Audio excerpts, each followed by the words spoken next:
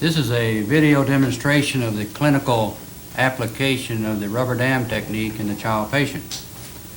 The clamps that we use in pedodontics are the number 3, the number 7, and the 14 and 14A wing clamp. The number 3 clamp is used on the second primary molars, both maxillary and mandibular. The number 7 clamp is the one that is commonly used on the first permanent molar, both maxillary and mandibular.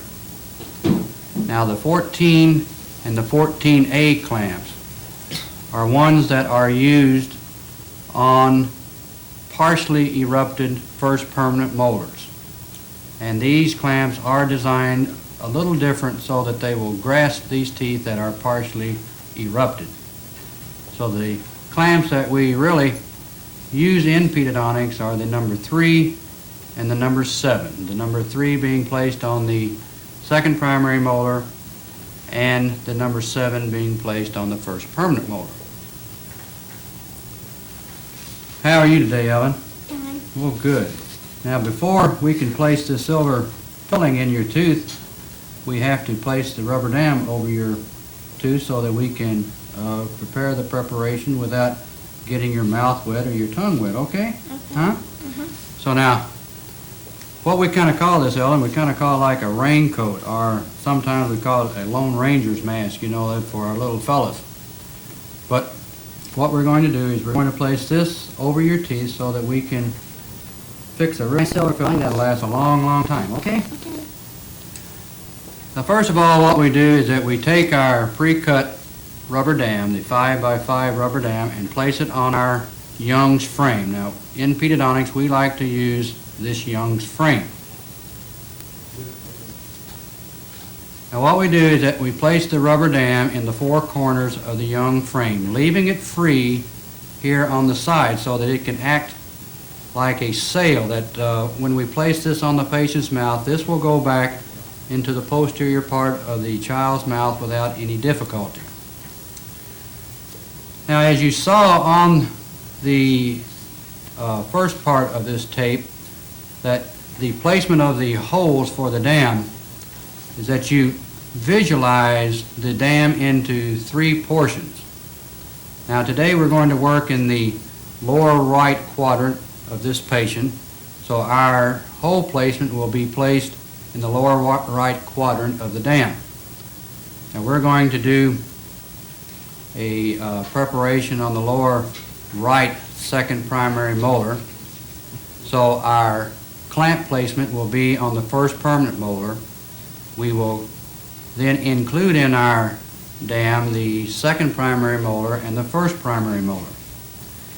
Now, if you're just going to do a single restoration, a class 1 occlusal restoration, then it's only necessary to place the 1 tooth in the dam. But if you're going to do a class 2 restoration, then it is nice to have 1 tooth posterior to the tooth that you're working on and 1 tooth anterior. So now, visualizing the dam here in thirds, we want to come down here and place our hole in the area that would be about the lower right third here.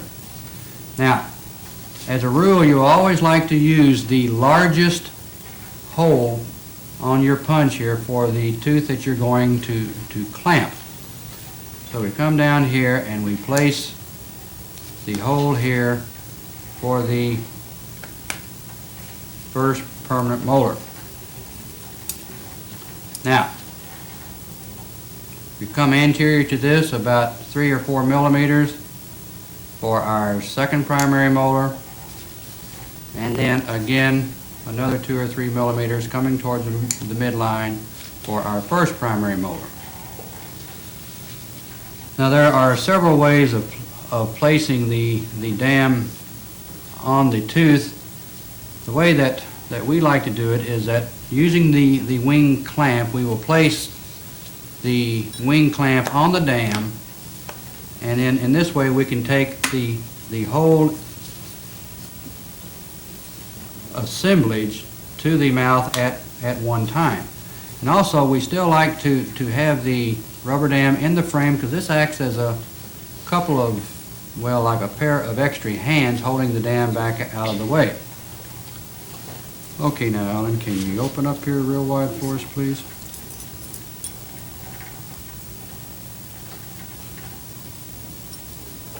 All right, now taking the dam here and placing it back here on the first permanent molar. See, you can look right down in here. There we go. Now what you want to do is to place this nice and firm to make sure that you have adequate placement of the dam or the clamp on the tooth so that it will not slip off. Now taking an amalgam burnisher or any sort of an instrument, you want to then flip the rubber dam off of the wings here so that it will have close approximation to the tooth surface and will not leak. Okay, there you go now, Mary. Fine. Next, we will want to then place the teeth in the holes that we have punched out for the other teeth. And taking a piece of ligature wire, ligature here, we will place this interproximally, taking the dam down into the interproximal space. Okay, Ellen. Open up here for just a second. There you go. Can I have that burnisher again, please?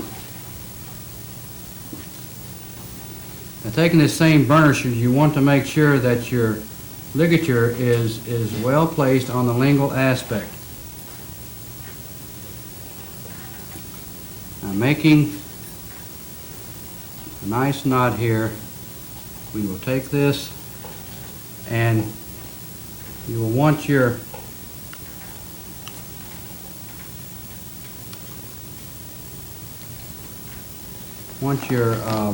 knot to be placed on the buccal aspect down in the mesial buccal area there so that it will give the added retention that you need to hold it in place. Now the same thing is done here for the first primary molar.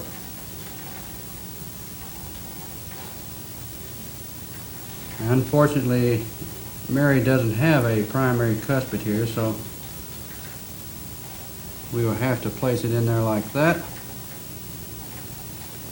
And then again, coming over here and placing this ligature here in the area of the mesial buccal bulge so that the dam will stay nice and tight there. All right, now one thing that I want to point out to you that you should watch for, and this is that the child has a tendency to get their lip up over the incisal edges of the lower incisors, and this is something that does cause some difficulty when you're trying to apply the rubber dam. All right, now that we have this placed here now, we will adjust our dam here so that we can begin with our operative procedures. Now we like to leave our ligatures long so that when we are through with our operative procedures, we can then use this to go interproximately to check for any overhangs that we might have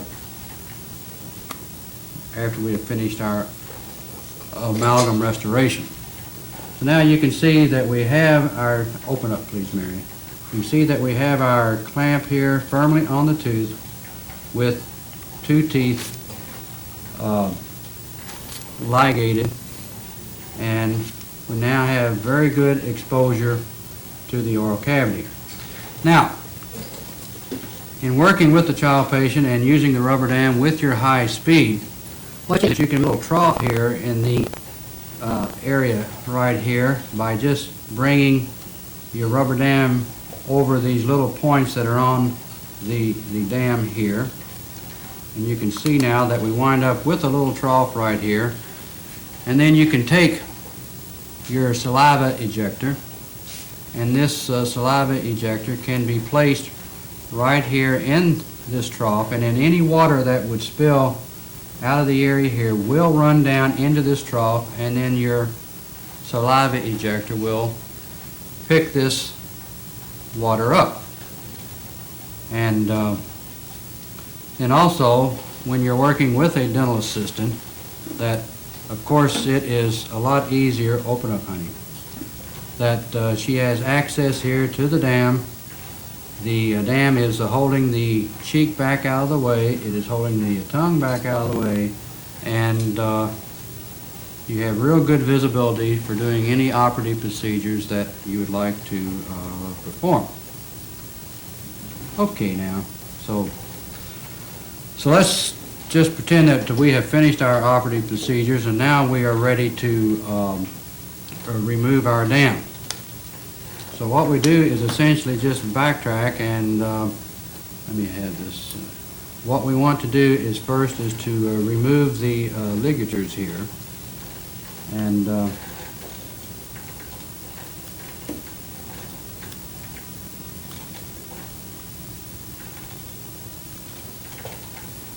see. Go on and take this one off right here. Open up, honey. That's a girl. Oh, you're a mighty fine patient, I tell you. You sure are. I can have a pair of scissors, please. And then we cut our ligature wire, our ligatures here.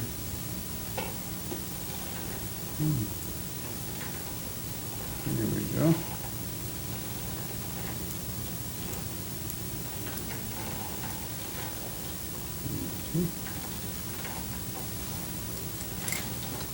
Now see, we can use these ligatures for going down in between the teeth and checking our margins of our restorations. Now, a pair of scissors, please. Also, what we like to do is to cut the little extensions into the rubber dam here. One right there and one right here. Because this makes for ease of removal of the dam. Now, a precaution here that you'd like to do, I'd like to tell you about when you are removing the dam. Once you have removed this dam, it is natural for the child to close and to swallow. So what you want to do is to kind of take your finger here and just to kind of put it up underneath the dam here, right on the occlusal surfaces of the primary teeth.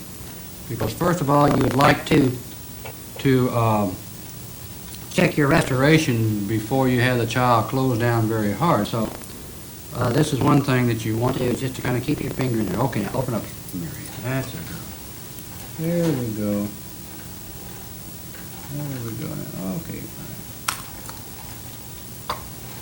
Okay, there now. Oh, there we go, sweetheart. Okay, now swallow for me. There. And you notice that we do not have any evacuation right here, and so she was salivating a little bit there. In the mouth, of course, you would normally have your evacuation system set up to where that she would be, or she would have adequate evacuation through the unit. Now, I'd like to demonstrate another method of placement of your rubber dam. And if I could have that clamp again, please, plus a piece of ligature or of your dental floss there. There's another technique here that we can use for the placement of the rubber dam, and this works real well. I have just a longer piece there. It works real well when you're doing just an occlusal restoration. Now, it is well to put a ligature wire or a ligature here around your clamp, just for safety precautions, because you never know when the dam is possibly going to slip off of the tooth, or when the clamp is going to slip off the tooth, and the patient could accidentally try to swallow these clamps. So if you have a little piece of string here, then if they do happen to slip off the tooth and the patient has a tendency to swallow, you can always grab the string, and it's kind of hard to start grabbing for a small clamp such as one of these.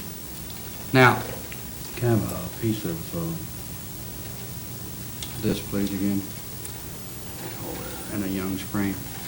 So, again, doing the same procedure that you would previously, and I'm going to do this just very, very briefly. That is just to place your dam here on the Young's frame, and I'm going to make just one hole here for the first permanent molar, or we'll do it just for the second primary molar. Can I have a number 3 clamp? Or just, okay, yeah, that's fine. Okay, now, can you open up here for us, Mary? Hold this for me, please. So what we're going to do now is just to place this on the tooth, such as this. There we go, like that. Now, of course, we do have this string that is hanging out here, and if for any reason this clamp should have a tendency to pop off of the tooth, then we can always grab a hold of this string there. Okay.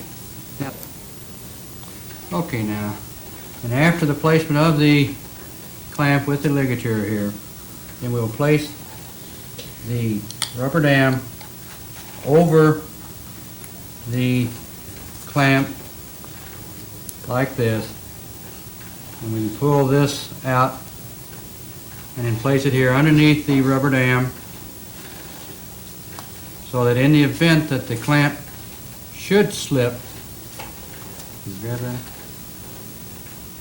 in the event that the clamp should slip, then it's something that we have a chance to grab a hold of. But as you see here, that this will adequately isolate one tooth for any sort of occlusal restoration that you'd like to perform. Okay, I think the only thing we need is just a clamp. And to remove this, of course, it's not necessary to cut any ligatures there. Open up, please, Mary. There we go, girl. There we go. There now. There, fine. Now, another thing I'd like to demonstrate is, again, along the same line as what we were talking about here, is a method of using the rubber dam for preparing a chrome steel crown or a stainless steel crown preparation. And you can do this with the rubber dam in place. Can I have the number 7 clamp, please, and then a piece of ligature that I could place on that, please? Yeah, just some of that there. And the technique is very similar to what we were talking about here for the placement of an occlusal type restoration. And we're going to do this in the maxillary arch because the patient has a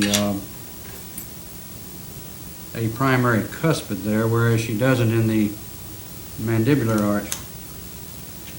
So first of all, what we want to do is to place a little ligature here on our clamp for our own protection and also for the protection of the patient. So hand me this and that. Okay, fine. Now, again, we'll place the rubber dam on the Young's frame here. And so we'll be working in the maxillary right quadrant. So we will come in here and we will place our hole positions in the places that we normally would. Here, and then coming over here for the second primary molar. Now, the way that this technique differs, can I have a pair of scissors now, is that we have the 2 holes here for the first permanent molar, or let's just say this will be for the second primary molar. This hole will be for the first primary molar, and we want to do a chrome steel crown preparation or stainless steel crown preparation on the maxillary right first primary molar. So we come in here and we will cut the interproximal dam there. And then we will place the dam from the second primary molar to the primary cuspid, and this will stretch the dam like so. And let me demonstrate this clinically now. We will place the dam in the mouth. Okay, open up here for me, honey. And we're going to work on the maxillary arch now. Okay, there we go. Now, open up here for me, please.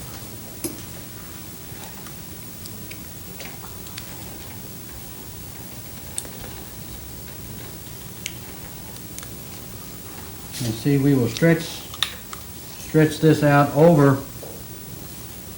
You see that now? See, we'll stretch this out over the primary cuspid, and it is not necessary now for us to ligate any teeth, simply because the cuspid or the tension of the dam will help hold the dam in place.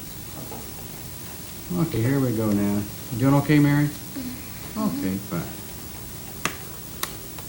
Now, if you can see here, we have the second primary molar, we have the first primary molar, and we have our primary cuspid. Now, if we were going to do a stainless steel crown preparation,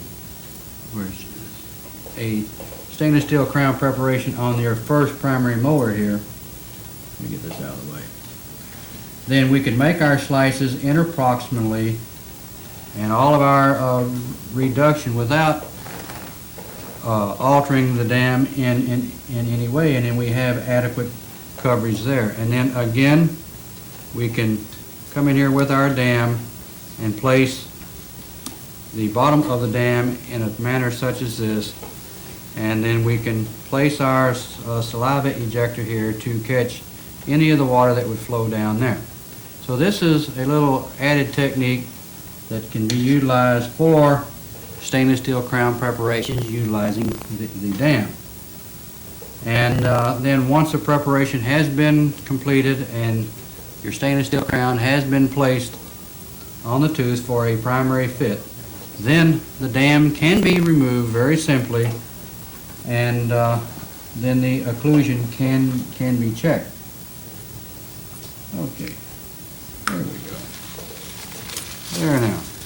Okay? Now the last thing that I'd like to demonstrate for you is the placement of the rubber dam for the insertion of anterior restorations on primary or young permanent teeth. And can I have another piece of dam, please?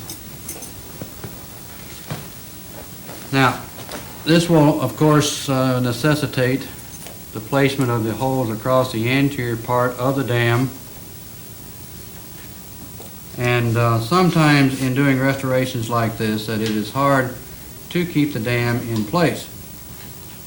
So what we do is that we come to the posterior region and apply some clamps on the teeth, and it's not necessary to make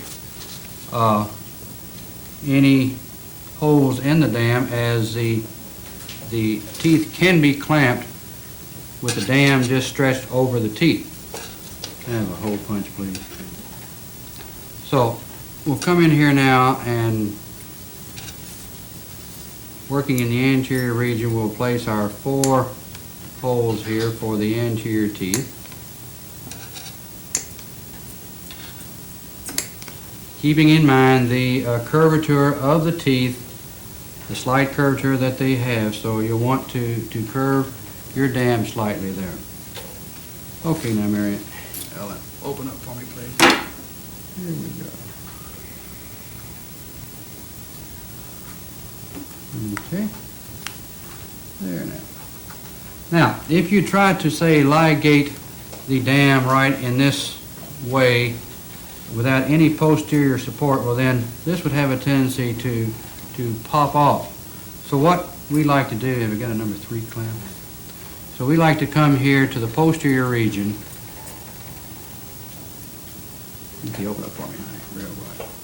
we'll come back here, we'll find the second primary molar, and then without the placement of a hole there, we will just place, hold on there, honey. See, we'll just place a clamp right over the dam without putting it through there. Now, this will now help hold the dam in place there. And then we can go ahead and place our ligatures here in the anterior region. And then again, we can place our rubber dam like this to make a little trough so that the water can be caught here if you have to work by yourself and don't have the advantages of having a dental assistant with you. So I'll just place one ligature here just to show you that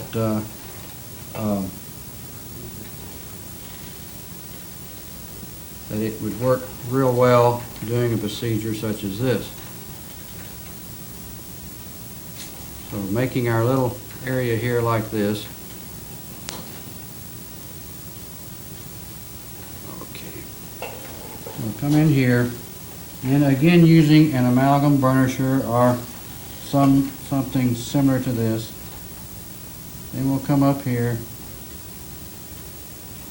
Hold on there, honey. I know this bothers you a little bit because the patient does not have any anesthesia, and these can be a little uncomfortable. There we go. So anyway, we go ahead and then put a ligature on such as this, and then have them placed over like that. And then you can do that for all four of them across the front. And then you see that you have your posterior support. Now, if it is necessary, you could come over here and then place another one right here that would really give you all of the added support that you would need for doing your anterior restorations. And the same thing can be done on the lower arch. Close down slightly.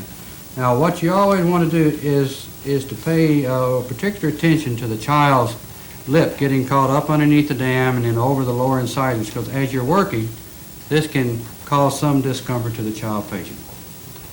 Okay, so we'll just take these off here like this. And I don't know if it's necessary to cut these, but we certainly will come in here and cut the interproximals before you remove the dam. Open up here, sweetheart. There you go. There. Now again, it is not necessary for you to put your finger back here, but if you noticed, Ellen, at that time that she did have a tendency to swallow. Okay, honey, thank you so much. You certainly were a good patient, you know that? You sure are.